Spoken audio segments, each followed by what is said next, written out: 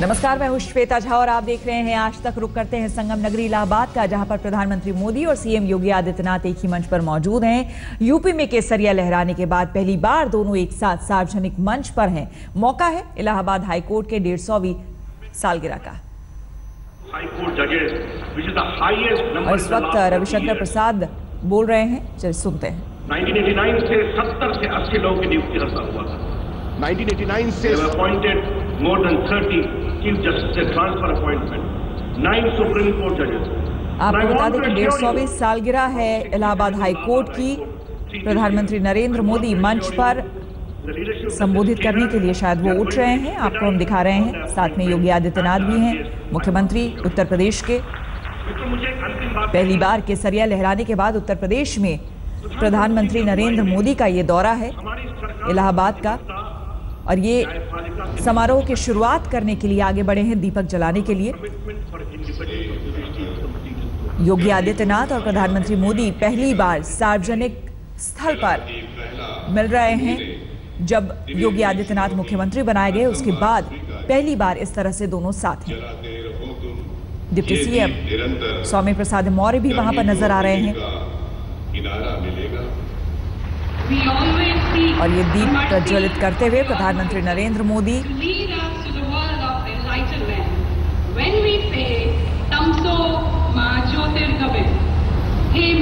मुझे अंधेरे से उजाले की तरफ ले चलो। योगी आदित्यनाथ दीप प्रज्वलित करते हुए जिस तरह से इन्होंने कमान संभाली है मुख्यमंत्री बनने के बाद, और एक के बाद एक फैसले ले रहे हैं, उससे जो बीजेपी शासित राज्य है वहां भी सीएम योगी आदित्यनाथ के तर्ज पर उनके कार्यशैली को लेकर वहां भी चर्चा है। और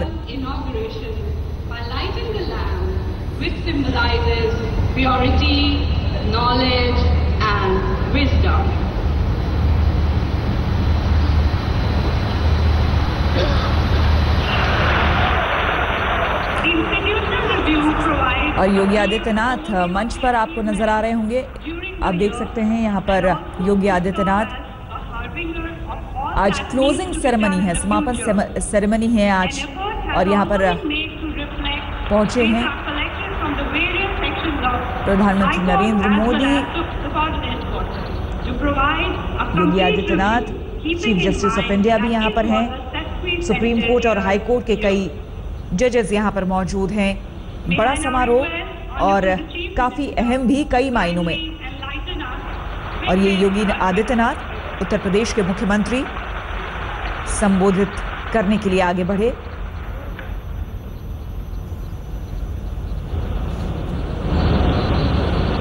आदरणीय प्रधानमंत्री श्री नरेंद्र मोदी जी, भारत के मुख्य न्यायाधीश न्यायमूर्ति श्री जगदीश सिंह खैर जी, प्रदेश के माननीय राज्यपाल श्री राम नाईक जी, केंद्रीय विधि एवं न्याय मंत्री आदरणीय श्री रविशंकर प्रसाद जी, उच्चतम न्यायालय के न्यायाधीश आदरणीय न्यायमूर्ति श्री दीपक मिश्रा जी, उच्च न्यायालय इलाहाबाद के मुख्य न्यायाधीश आदरणीय न्यायमूर्ति श्री दिलीप बी भोसले जी, 150वीं वर्षगांठ समारोह समिति के अध्यक्ष माननीय उच्च न्यायालय के न्यायाधीश न्यायमूर्ति श्री तरुण अग्रवाल जी, उच्च न्यायालय इलाहाबाद के माननीय न्यायाधीश न्यायमूर्ति श्री विमलेश कुमार शुक्ल जी, उत्तर प्रदेश के उप मुख्यमंत्री श्री केशव प्रसाद मौर्य जी, विधि एवं न्याय मंत्री श्री ब्रजेश पाठक जी,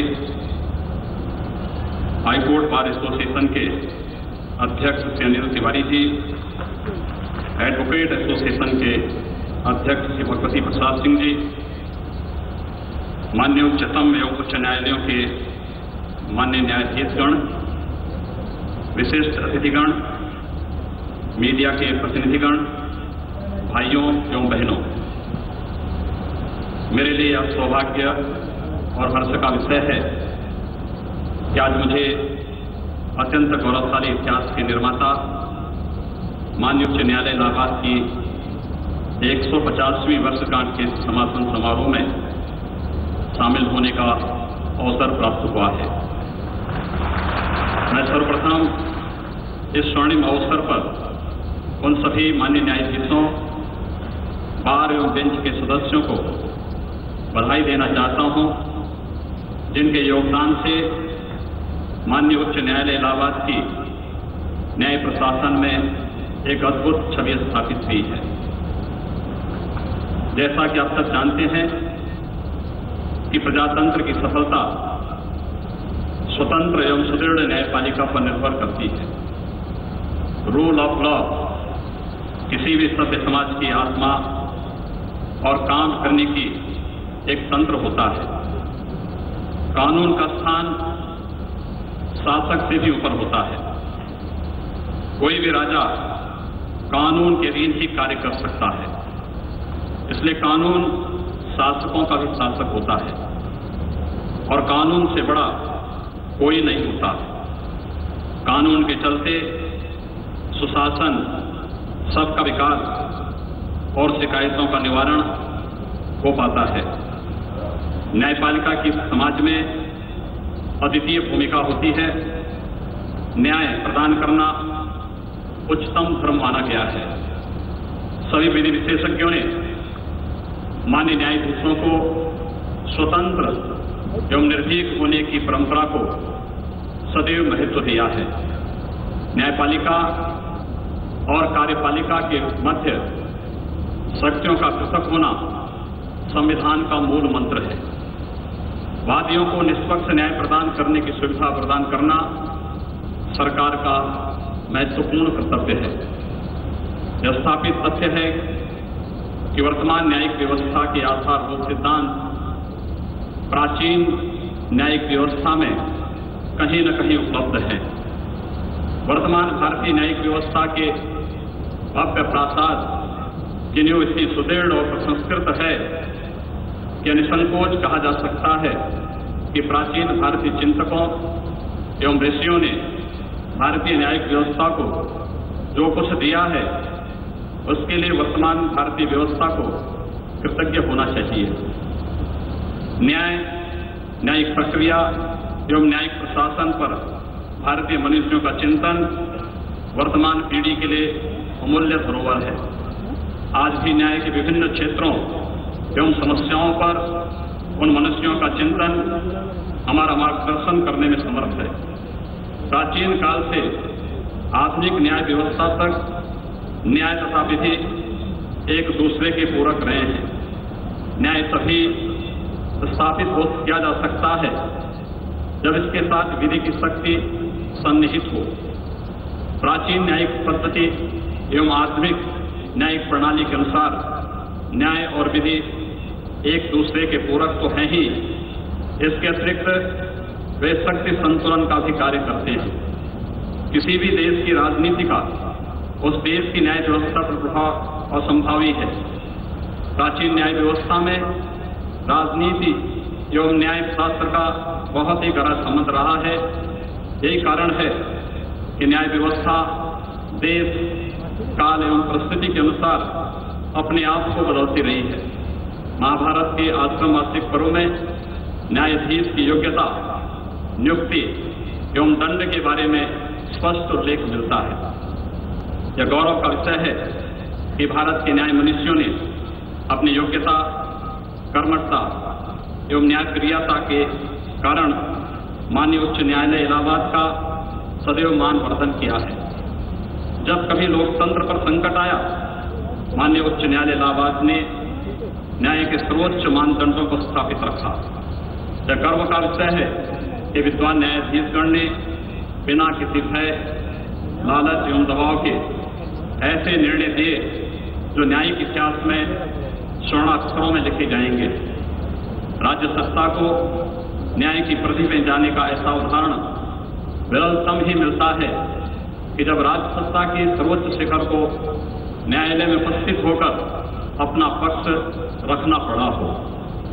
माननीय उच्च न्यायालय इलाहाबाद देश का सबसे बड़ा उच्च न्यायालय है, जो कुल संख्या का 6वें भाग को सेवा प्रदान करता है। स्थापना के समय 6 न्यायमूर्तियों से अब न्यायमूर्तियों की संख्या बढ़कर 160 हो गई है। देश में लंबित कुल 3 करोड़ प्रकरणों में से 24 उच्च न्यायालयों में कुल 40,11,000 प्रकरण लंबित हैं, जिसमें माननीय उच्च न्यायालय इलाहाबाद में लगभग 9.25 लाख प्रकरण हैं। उत्तर प्रदेश के जिला न्यायालयों में 60 लाख से अधिक मामले लंबित हैं। इनमें से 3.25 लाख प्रकरण 10 लाख से अधिक लंबित हैं। मुझे यह जानकर अत्यंत प्रसन्नता है कि अब न्यायपालिका ने स्वयं अभियान चलाकर इस पेंडेंसी को समाप्त करने का निर्णय लिया है। माननीय उच्च न्यायालय इलाहाबाद एवं उसकी लखनऊ खंडपीठ में पूरे राज्य को शामिल किया गया है। उत्तर प्रदेश एक बहुत बड़ा विशाल आबादी वाला राज्य है। राज्य के कोने कोने से न्याय पाने के लिए जनता को गुजरना पड़ता है। मैं इस संबंध में उत्तर प्रदेश के अंदर सभी मुख्य जो स्टेक होल्डर्स हैं, इनसे वार्ता करके और उत्तर प्रदेश के मुख्य न्यायाधीश के सामने एक प्रस्ताव अवश्य रखना चाहूंगा, जिससे हम उत्तर प्रदेश के दूर दराज के क्षेत्रों में भी उन लोगों को अधिक यात्रा इस भार से मुक्त होने में मदद मिलेगी। हाल ही में आदरणीय कानून मंत्री द्वारा घोषित गवर्नमेंट लिटिगेशन के बारे में उनके जो प्रयास हैं, राज्य सरकार पूरी तरह उनके साथ में है। इसी प्रकार जेलों में विचाराधीन कैदियों की संख्या में कमी के लिए भी उत्तर प्रदेश सरकार प्राथमिकता के साथ कार्य करेगी। सरकार से जनता की अपेक्षा है कि उसे सस्ता एवं त्वरित न्याय मिले। इसके लिए कानूनी सहायता के प्रयासों में भी राज्य सरकार की भागीदारी रहेगी। न्यायपालिका में इंफ्रास्ट्रक्चर डेवलपमेंट एवं न्यायालयों में भारत सरकार की केंद्रीय सहायता से क्रियान्वित ई कोर्ट प्रोजेक्ट से टेक्नोलॉजी के बढ़ते उपयोग से गरीबों एवं अंतिम व्यक्ति को सुविधा मिले, इसका ध्यान रखना आवश्यक है। न्याय प्रशासन में कोर्ट स्टाफ का बहुत महत्व है। मैं इस अवसर पर उनके योगदान की भी प्रशंसा करना चाहूंगा, जो पर्दे के पीछे पूरी प्रक्रिया में अनवरत लगे रहते हैं। इस स्टाफ को सुविधा देना, प्रशिक्षण देना और टेक्नोलॉजी के अधिकारिक उपयोग में उन्हें सक्षम बनाना आवश्यक होगा। माननीय प्रधानमंत्री जी ने 23 अप्रैल 2015 को समस्त राज्यों के मुख्यमंत्रियों को 14वें वित्त आयोग के अंतर्गत न्यायिक व्यवस्था सुदृढ़ करने के लिए अनुशंसित 9,748 करोड़ रुपए अतिरिक्त राजकोषीय स्पेस से उपलब्ध कराने के लिए निर्देशित किया है। इस राशि में से 915 करोड़ रुपए उत्तर प्रदेश के लिए इंगित है, जिसमें 488 करोड़ रुपए केवल फास्ट ट्रैक कोर्ट, जो जघन्य अपराध, वरिष्ठ नागरिक, महिला, बच्चों एवं दिव्यांगों के लिए रखा गया है। इस संबंध में भी माननीय उच्च न्यायालय से विचार विमर्श के पश्चात हम लोग इसको क्रियान्वित करेंगे। माननीय उच्च न्यायालय इलाहाबाद की प्रथम मुख्य न्यायाधीश श्री वाल्टर मार्गन से लेकर वर्तमान मुख्य न्यायाधीश न्यायमूर्ति श्री दिलीप बी भोसले तक बहने वाली न्याय की धारा अक्षुण्य बनी रहे, ईश्वर से मेरी यही प्रार्थना है। न्याय का कार्य अत्यंत दुरूह है, विशेष रूप से जब गरीबों, वंचितों और महिलाओं का प्रकरण हो, तब अवश्य शीघ्रता एवं तत्परता की आवश्यकता पड़ती है। विद्वान न्यायमूर्ति अपनी कुशाग्र बुद्धि और विलक्षण प्रतिभा का उपयोग करते हुए न्यायालयों में लंबित वादों को निस्तारित करके पर्वत जैसी समस्या से पार पा सकेंगे, ऐसा मेरा विश्वास है। अपनी बात को समाप्त करने से पहले मैं भारत के यशस्वी प्रधानमंत्री आदरणीय श्री नरेंद्र मोदी जी के प्रति आभार व्यक्त करना चाहूंगा, जो न्याय व्यवस्था में आधारभूत परिवर्तन करने के लिए प्रयत्नशील है। मैं माननीय उच्च न्यायालय इलाहाबाद के मुख्य न्यायाधीश न्यायमूर्ति श्री दिलीप बी भोसले एवं अन्य मान्य न्यायमूर्तिगण के प्रति कृतज्ञता ज्ञापित करना चाहूंगा। जिन्होंने मुझे इस विस्तृत सभा में आने का अवसर प्रदान किया। धन्यवाद। जय हिंद। धन्यवाद श्रीमान। माननीय मुख्यमंत्री जी के इस सारगर्भित संबोधन के पश्चात अब मैं माननीय राज्यपाल जी से अनुरोध करता हूं कि वो कृपया न्यूज लेटर का विमोचन कर उसकी एक प्रति आदरणीय प्रधानमंत्री जी को भेंट करने की कृपा करें। एक लोकतांत्रिक शासन व्यवस्था में सूचना का बहुत महत्वपूर्ण स्थान होता है। ये एक ऐसी शक्ति है जो न केवल हमारी लोकतांत्रिक व्यवस्था को मजबूत करती है। तो उत्तर प्रदेश के मुख्यमंत्री योगी आदित्यनाथ ने कई बातें कही। न्याय और विधि एक दूसरे के पूरक है। उन्होंने कहा कि इलाहाबाद हाईकोर्ट ने कई ऐतिहासिक फैसले दिए हैं।